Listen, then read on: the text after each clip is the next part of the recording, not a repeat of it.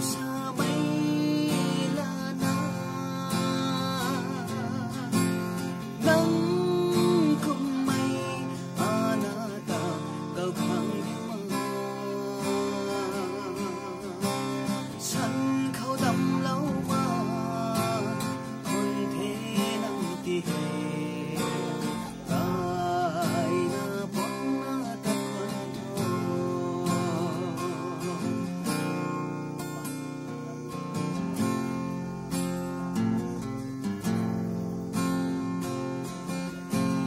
ริงนี่มาเกกันที่เขา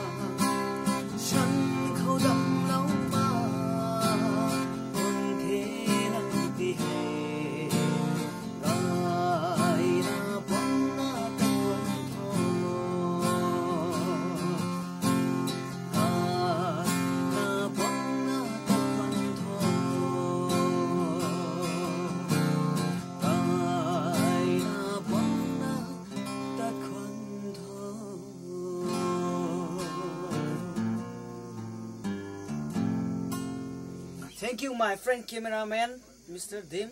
Bye bye.